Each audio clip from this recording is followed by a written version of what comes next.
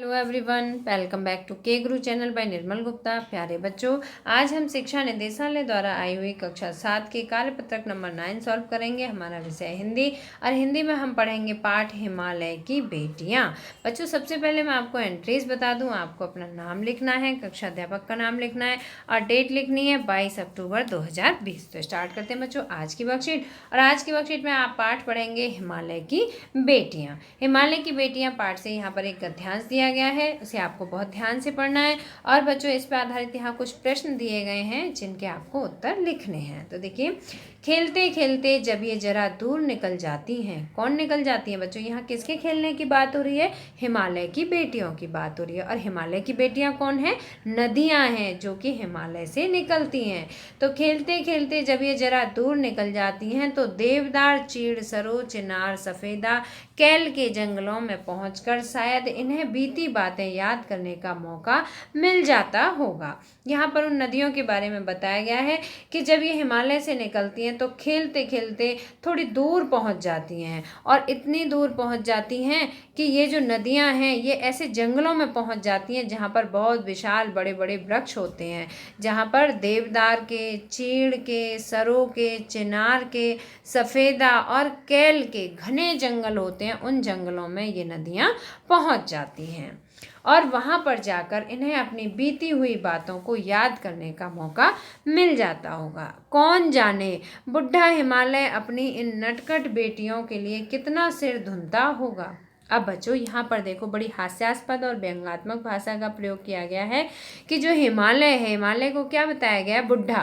वो कितना बुढ़ा हो चुका है और उसकी बेटियाँ बहुत नटखट हैं, बड़ी शरारती हैं, जो कि हिमालय को छोड़कर घने जंगलों में चली जाती हैं। और कौन न जाने जो बुढ़ा हिमालय अपना कितना सिर धुनता होगा जब इसकी बेटियाँ इसका कहना नहीं मानती हैं, वहाँ नहीं रुकती हिमालय तक बल्कि घने जंगलों तक चली जाती हैं। बड़ी बड़ी चोटियों से जाकर पूछिए तो उत्तर में विराट मौन के सिवाय उसके पास और रखा ही क्या है। बच्चों, अगर हिमालय से ये पूछा जाए कि उसकी बेटियां कहाँ चली गईं, वो घने जंगलों में क्यों गईं, तो वो सिर्फ मौन रहता है, वो सिर्फ शांत रहता है और उसके पास कोई भी जवाब नहीं होता है। सिंधु और ब्रह्मपुत्र ये दो ऐसे नाम हैं। सिंधु और ब्रह्मपुत्र, बच्चों तुम सभी जानते होंगे ये दोनों नदियों के नाम हैं।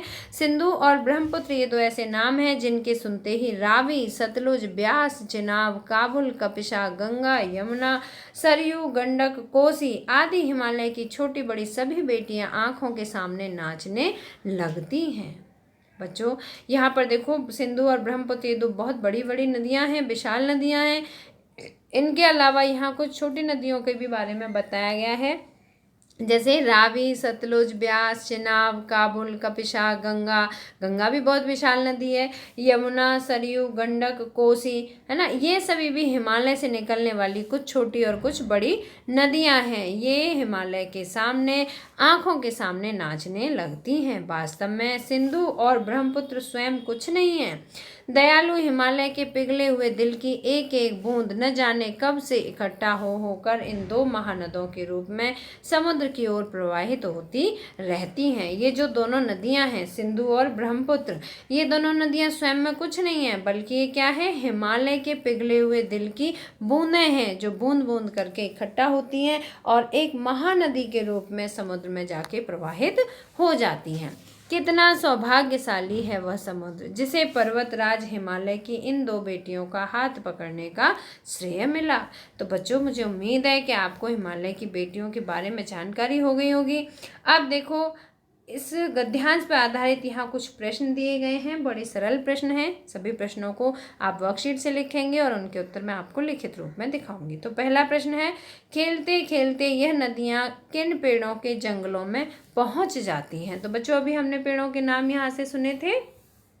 देवदार, चीड़, सरो, चिनार, सफेदा, कैल इनके जंगलों में पहुंच जाती हैं। तो पहले प्रश्न का आंसर है, आप यहाँ से लिखोगे पहले प्रश्न का आंसर, खेलते खेलते ये नदियाँ देवदार, चीड़, सरो, चिनार, सफेदा, कैन के जंगलों में पहुंच जाती हैं। ये है हमारे पहले प्रश्न का उत्तर।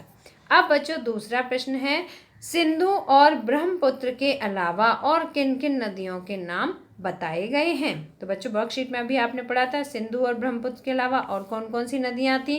तो देखो दूसरा प्रश्न का आंसर है सिंधु व ब्रह्मपुत्र के अलावा रावी, सतलुज, चिनाब, काबुल, कपिशा, गंगा, यमुना, सरयू, गंडक तथा कोशी आदि नदियों के नाम बताए गए हैं।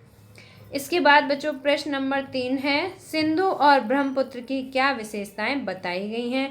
प्रश्न नंबर 3 का आंसर है बच्चों सिंधु तथा ब्रह्मपुत्र नदियां नटखट हैं। उनको क्या बताया है, उनको बड़ा नटखट बताया है और दयालु हिमालय के पिघले हुए दिल की एक एक बूंद हैं जो कि महानदी के रूप में दिखती हैं। ठीक है बच्चों, तो ये हमारे प्रश्न नंबर 3 का उत्तर। अब इसके बाद प्रश्न नंबर 4 पढ़ते हैं।